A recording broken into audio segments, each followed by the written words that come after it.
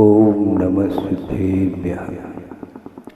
नमः श्री वर्धमानाय निर्धूतकलिलात्मने सालोकानां त्रिलोकानां यद्विद्यादर्पणायते। अहिंसा परमो धर्म की महावीर भगवान की जय। प्रातः स्मरणीय परम पूजाचार्य गुरुवर श्री विद्यासागर जी मुनि महाराज की जय। संत स्मरणीय भगवंत समय सागर जी महामुनिराज की जय। समस्त आचार्य साधु भगवंतों की जय। भव पद्धति भवंती ऐसा कहा। संसार की परंपरा के लिए यदि कोई कारण है तो विपरीत दर्शन, ज्ञान और चारित्र जिसके माध्यम से संसार का निर्माण होता है।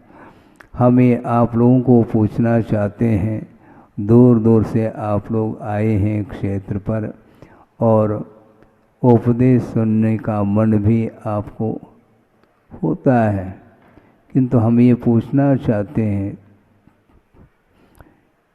कि सम्यक दर्शन, सम्यक ज्ञान और सम्यक चारित्र ये धर्म की संज्ञा को लिए हुए हैं और ठीक इसके विपरीत जो है उसको अधर्म की संज्ञा दी है।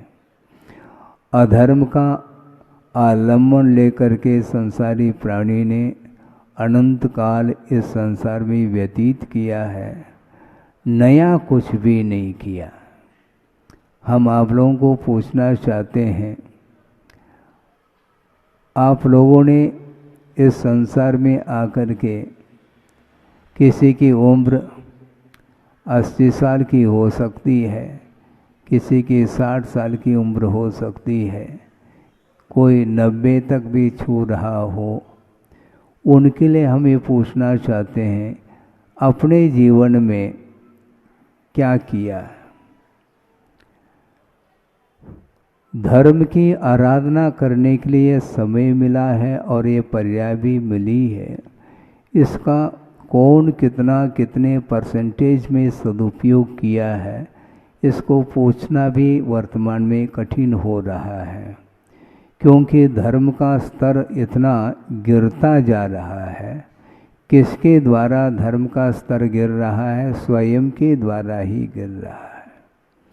आचार्यों ने भव्य जीवों के उद्धार के लिए महान ग्रंथों की रचना करके, आगम की रचना करके हम लोगों को उपकार की दृष्टि से आगम की रचना करके चले गए, किंतु वर्तमान में आगम को खोल करके स्वाध्याय करने की रुचि कितने लोगों की है बताइए आप।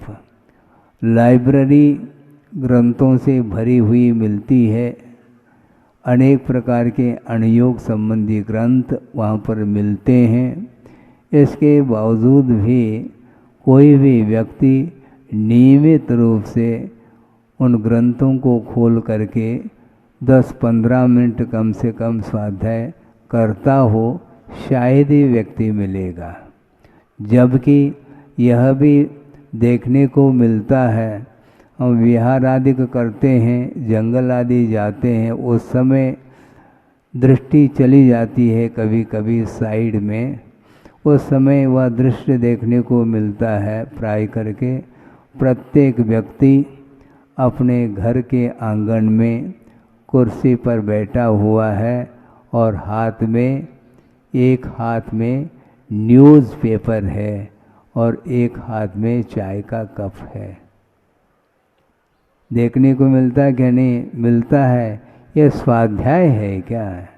प्रतिदिन नियमित रूप से वह न्यूज़पेपर पढ़ने के लिए तो उसके पास समय है, किंतु 10-15 मिनट जिनवाणी को खोल करके उसमें क्या लिखा है उसके बारे में कोई विचार, पढ़ने का भाव अधिक नहीं आ पाता है। धर्म रुचता नहीं।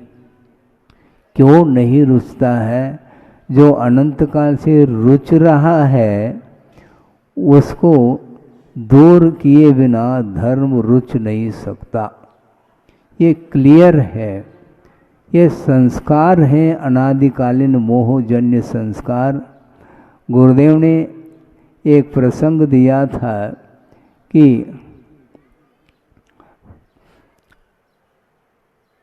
एक सज्जन अपने मित्र के यहाँ पहुँच गया और बहुत दिन बाद पहुँचा था। पहुँचने के उपरांत वह मित्र बोलता है, बहुत दिन बाद आए हो, कम से कम नाश्ता पानी करके जाना। ठीक है। और उन्होंने क्या बनाया? हलवा, जानते हैं? हाँ। हलवा पूड़ी आदि बना करके रख दी और परोस दिया। परोसने के उपरांत जो ही उसका स्वाद लेता है वह व्यक्ति अपने मुक्त कंठ से प्रशंसा करता है कि भाई साहब, इस प्रकार हमने पूरी जिंदगी में कई बार स्वाद लिया है, किंतु इस प्रकार का स्वाद मुझे अभी तक नहीं आया है। ठीक है, आप मुझे हलवा बनाने की जो प्रक्रिया है उसे बता दो, ताकि मैं भी स्वयं जा कर के इसी प्रकार का हलवा बना सकूं और उसका स्वाद ले सकूं। तो उन्होंने कहा ठीक है, इसमें क्या बात है। आटा है, गेहूं का आटा है सिका हुआ, और उसमें अनुपात से क्या मिलाना? घी मिलाना, अनुपात से चीनी अर्थात शक्कर मिलाना, और जो भी इलायची आदि मिलाना, चाहो तो केसर भी मिला सकते हैं आदि आदि, बादाम भी डाल देना अनुपात से। इस प्रकार उन्होंने हलवा बनाने की विधि बता दी। जा करके उस विधि के अनुरूप वह बनाना प्रारंभ करता है। जो जो चीज़ें उसमें डालने के लिए कहा था उन सब को ध्यान में रख करके अनुपात से डाल दिया और हलवा बन गई। हलवा बनने के उपरांत जब स्वाद लेना चाहता है उस समय उसको स्वाद नहीं आया। आपको लगेगा कि महाराज ऐसा क्यों हो रहा है, कोई गलत प्रक्रिया बताई थी क्या उसने मित्र ने? नहीं, गलत तो नहीं बताई है। जैसा उसने कहा था उसी प्रकार विधि के अनुरूप उसको बनाने का हमने पुरुषार्थ किया है। इसके उपरांत भी उसमें स्वाद क्यों नहीं आ रहा है, यह उस मित्र को ही जा कर के पूछना पड़ेगा। और पुनः गया वो और पूछ रहा है कि भाई साहब, आपने जैसा कहा था वैसा ही हमने किया, इसमें कोई 1% भी इसमें कोई मिस्टेक नहीं, अनुपात के अपेक्षा से भी बिल्कुल ध्यान रखते हुए हमने बनाया है, इसके उपरांत भी वो स्वाद क्यों नहीं आ रहा है। तो मित्र ने कहा कोई बात नहीं, तुम्हारे घर चलता हूँ, चलो मैं बना करके दिखाता हूँ। अब गया और मित्र ने बोला क्यों, आपने क्या क्या चीज़ें डाली थी? जैसा आपने कहा था उसमें से एक भी चीज़ की कोई कमी नहीं है। अच्छा, अनुपात से डाला? हाँ बिल्कुल अनुपात से। और केसर डालने के लिए भी हमने कहा था ना? हाँ वो भी डाला है। केसर कहाँ से लाए? कहाँ से? क्या बाजार से लाए? अच्छा, कहाँ रखा है वो डिब्बी में है, थोड़ा दिखा सकोगे क्या? हाँ बिल्कुल दिखा सकता हूँ आपके सामने। और डिब्बी दे दी उसने, दे दी तो उसने सूंघ लिया, हाँ, यहीं पर मिस्टेक है। क्या मिस्टेक है? इसी में मिस्टेक देखने को मिल रहा है। कौन सा मिस्टेक है? इसमें केसर है, कस्तूरी है, आदि आदि, लेकिन जो डिब्बे में रखा है उसमें पहले क्या रखते थे? पहले हमने हिंगड़ा रखते थे हम। हाँ, उस हिंगड़ा का, हींग जिसको बोलते, उसकी गंध अभी भी उसमें आ रही है, और उस डिब्बे में हिंगड़े की गंध आती है, उसके कारण ही वह हलवा में भी वह गंध उसी का आ रहा है। इसके कारण वह स्वाद नहीं आ पा रहा है। कुछ ही क्षण के जो संस्कार हैं, हिंगड़े के संस्कार, वह समाप्त नहीं हुए, जबकि अनादिकाल से ये मोह के संस्कार निरंतर आत्मा के साथ संबंध को लिए हुए हैं। तो ऐसी स्थिति में धर्म रुचे तो कैसे रुचे? धर्म बहुत कठिन काम होता है। विषय छूटता नहीं, कषाय छूटते नहीं। धार्मिक क्षेत्र में भी फैसिलिटी की आवश्यकता पड़ती है। थोड़े बहुत भी विपरीतता हो तो सहन नहीं कर सकते, और धर्म की बात करते हैं। धर्म की बात करना अलग वस्तु, किंतु धर्म को अपने जीवन में उतारना एक अलग वस्तु है। इसलिए सम्यक दर्शन, सम्यक ज्ञान और सम्यक चारित्र, ये तीनों धर्म के रूप में स्वीकार किया है, क्योंकि आत्मा का जो स्वरूप है, स्वभाव है, उसको भी धर्म कहा है। आत्मा का स्वरूप क्या है, स्वभाव क्या है? मात्र जानना और देखना, इसके अलावा आत्मा का और कोई भी स्वभाव नहीं है। किंतु किसी भी पदार्थ को देखते समय, जानते समय, यदि आपका वह ज्ञान स्वरूप की ओर चला जाए तो निश्चित रूप से धर्म का स्वाद आ सकता है। स्वरूप से दूर चला जाता है संसारी प्राणी, अर्थात उसकी दृष्टि स्वरूप की ओर नहीं जाती है, किंतु उन पदार्थों के प्रति जो आकर्षण है, उस आकर्षण की ओर उसकी दृष्टि जाती है। इसके कारण ही वह स्वरूप से वंचित हो जाता है। बड़ी विडंबना है, ये आज की संस्कार नहीं है, बहुत प्राचीन क्या अनंतकालीन ये संस्कार हैं। उन संस्कारों को दूर करने के लिए बार बार स्वाध्याय आदि करने की आवश्यकता पड़ती है। आगम में क्या लिखा है और हमारा जीवन किस रूप में चल रहा है, इस विषय में कभी किसी ने तुलना नहीं की, तो उसी का परिणाम है कि हम थोड़े बहुत औपचारिक कह दो तो अन्योक्ति नहीं है, धार्मिक क्रियाएं करते तो जाते हैं, किंतु मन हमारा उसमें नहीं लग पाता। और मन से यदि धर्म की आराधना की जाती है तो उसका परिणाम सामने आता है।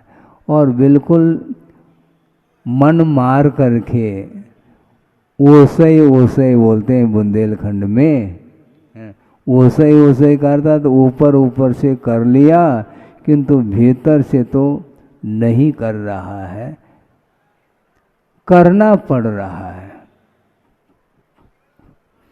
कहाँ जा रहे हो? मंदिर जा रहा हूँ। नहीं जाओ तो कैसा लगेगा? क्योंकि अड़ोस पड़ोस के लोग जा रहे हैं, मुझे भी जाना उचित लगेगा। मतलब अड़ोस पड़ोस के यदि मान लो नहीं जाते हैं तो आपको आवश्यकता नहीं पड़ेगी जाने की, ऐसा है क्या? तो एक दूसरे के ऊपर निर्धारित हो रहा है, एक दूसरे के ऊपर चल रहा है। वो कर रहा है तो हमें करना, वो नहीं करता तो हमें करने की कोई आवश्यकता नहीं। इस प्रकार यदि वृत्ति बनी रहेगी तो कभी भी धार्मिक संस्कार आत्मा के ऊपर नहीं पड़ सकते हैं। आपका समय हो रहा है, मैं ज़्यादा नहीं कहना चाहता, कहने के लिए समय बहुत चाहिए हैं, और वर्षा योग की स्थापना भी सामने है, चातुर्मास होगा और चातुर्मास का निष्ठापन का भी समय आएगा। समय तो निरंतर परिणमन रुक नहीं सकता। परिणमन वस्तु का जो परिणमन है वह रुकने वाला नहीं है। इसलिए जब तक जीवन है, जब तक सूर्य अस्त नहीं हुआ है, तब तक हमें कुछ कार्य करके गुजरना होगा। अनंत काल से विषयों में डूबा हुआ संसार, उसके लिए आगम की बात भी रुच जाए कि बहुत दुर्लभ वस्तु है, ये रुचता नहीं है, अपने मन के अनुरूप ही चलना चाहता है, विधिवत चलना नहीं चाहता किंतु रुचिवत चलना चाहता है। अपने मन के अनुरूप कुछ होता है तो उसका उसमें मन लग जाता है, और मनोनुकूल नहीं है तो उसका मन उसमें नहीं लगता, इसलिए वह औपचारिकता कुछ करके चला जाता है। इस प्रकार यह मनुष्य जीवन केवल औपचारिकता के साथ न गुजरे, किंतु परमार्थ की उपलब्धि के लिए, मोक्ष को उपलब्ध करने के लिए, निर्वाण को प्राप्त करने की दृष्टि से कर्म क्षय के उद्देश्य को लेकर के हम यदि मान लो 10-15 मिनट भी देव शास्त्र गुरु की उपासना करते हैं तो उसके माध्यम से कर्मों की निर्जना भी होती है और विशेष रूप से पुण्य का संचय भी होता है। हम पुण्य करना नहीं चाहते किंतु पुण्य का फल जरूर चाहते हैं। महाराज इसका फल क्या मिलेगा, इसका फल क्या मिलेगा। अरे आपकी दृष्टि केवल फल की ओर ही जा रही है, आपकी दृष्टि में केवल फल ही लटक रहा है?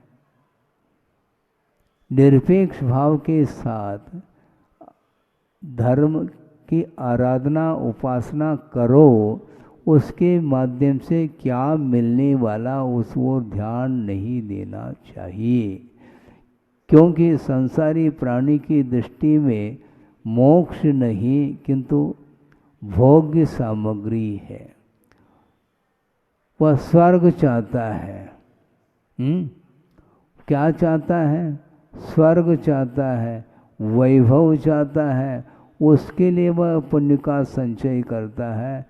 जबकि आचार्य कहते हैं पुण्य के माध्यम से परिणामों में पवित्रता आती है, किंतु पुण्य के फल को भोगने की दृष्टि से यदि मान लो पुण्य का संचय करता है तो वह पुण्य संसार के लिए कारण सिद्ध होता है, जिसका नाम पापान बंदी पुण्य माना गया है। पुण्यान बंदी पुण्य अलग वस्तु और पापान बंदी पुण्य अलग वस्तु है। मुझे इंद्र पद मिल जाए, मुझे चक्रवर्ती पद मिल जाए, मुझे नारायण पद मिल जाए, अमुक पद मिल जाए, इस उद्देश्य को लेकर के यदि करता है तो वह विषय को चाह रहा है। भगवान के सामने जा कर के भगवान की आराधना करो। बल्कि भगवान ने ये कहा है कि श्रावक को, गृहस्थ को ये चाहिए वह अर्थ पुरुषार्थ करके अर्थ का अर्जन करे, नीति न्याय के अनुरूप व्यवसाय करते हुए अर्थ का उपार्जन करें, इसमें बाधा नहीं। किंतु धार्मिक क्रियाओं को संपन्न करते समय कभी भी भोग की इच्छा उसके अंदर नहीं होनी चाहिए। भगवान देते हैं क्या है? भगवान वैभव देने के लिए बैठे हैं क्या? यदि भगवान देते हों तो उन्होंने छोड़ा क्यों फिर? यदि उस वैभव में सुख होता, उस भोग्य सामग्री में यदि सुख उपलब्ध होता, तो तीर्थंकरों ने उस वैभव को क्यों छोड़ दिया। वस्तुतः भोग्य सामग्री के माध्यम से सुख मिलता नहीं, किंतु वह तात्कालिक एक सुख जैसा महसूस होता है। बल्कि आगमकारों ने ये कहा कि दुख का प्रतिकार का नाम भी सुख कहा। भूख लग गई, भोजन कर लिया, भोजन करने से सुख नहीं मिला, किंतु जो क्षुधा वेदना सता रही थी उसका शमन किया, यानी वेदना का शमन करने का नाम सुख कहा। वस्तुतः वह सुख नहीं है, वेदना का प्रतिकार किया है। प्यास लगी है, प्यास को बुझाया है, भूख लगी है, क्षुधा लगी है, उसका शमन किया है। यानी क्षुधा के शमन से आपको सुख मिला है, किंतु वह वस्तुतः सुख नहीं, क्षुधा वेदनी संबंधी जो दुख है उस दुख का प्रतिकार भर किया है आपने। किंतु वस्तुतः जो सुख होता है वह अविनश्वर सुख होता है, आत्मिक सुख होता है, वह स्वाधीन सुख माना जाता है। इसलिए पराधीन सुख के प्रति संसारी प्राणी रात दिन प्रयत्नशील है, किंतु उसके माध्यम से कर्म का और बंद होता है। क्योंकि कर्म का बंद इसलिए होता है, परिग्रह का संचय करता है उस समय भी कर्म बंद होता है, और उसका व्यय करता है उस समय भी कर्म का बंद करता है, उसका उपभोग करता है तब भी वह कर्म का बंद करता है। इसलिए कर्म बंद से बचने के लिए विषयों से ऊपर उठने की आवश्यकता है। सांसारिक सुख के माध्यम से वस्तुतः संसार का और विकास होता चला जाता है, मोह की वृद्धि होती है, मोह का विनाश नहीं होता। संसार का विच्छेद करना चाहो, मोहनी कर्म का विच्छेद करना चाहो, तो निश्चित रूप से विषय और कषायों के लिए विराम देने की आवश्यकता है, और निरंतर एकमात्र पंच परमेष्टि की आराधना करते हुए अपने जीवन को व्यतीत करेंगे तो निश्चित रूप से पुण्य का साथ से पुण्य का संचय होगा, जिस पुण्य के माध्यम से विशेष रूप से और मोक्ष मार्ग की सामग्री उपलब्ध होती है, जिसके माध्यम से साधना के माध्यम से वह मोक्ष तत्व को प्राप्त कर सकता है। इसलिए मोक्ष को प्राप्त करने की इच्छा तो प्रत्येक व्यक्ति की हो सकती है, किंतु इच्छा मात्र से मुक्ति मिलती नहीं। किंतु मोक्ष प्राप्त करने की जो विधि है उस विधि के अनुरूप ही आपको चलना होगा। अभी तक जितने भी आत्माएं मोक्ष को प्राप्त हो गई हैं, उन्होंने भी पूर्वाचार्यों के द्वारा जो प्रशस्त मार्ग है उस मार्ग पर मोक्ष पथ पर चल कर के ही उस आत्म तत्व को प्राप्त करने का पुरुषार्थ किया है। अपने जीवन को उन्नति की ओर ले जाया जा सकता है। इसलिए आत्मा की उन्नति जो होगी वह रत्नत्रय की उपासना अथवा देव शास्त्र गुरु की उपासना करते हुए अपने जीवन को सफल बनाने का पुरुषार्थ करते रहे। इस पवित्र भावना के साथ अहिंसा परमो धर्म की जय। बोधि समाधि परिणाम शुद्धि स्वात्मोपलब्धि शिव शोक सिद्धि चिंतामणिम चिंतित वस्तुदाने पाबंद मानस्य ममास्तुते। परम पूजाचार्य गुरुवर श्री विद्यासागर जी महाराज की जय।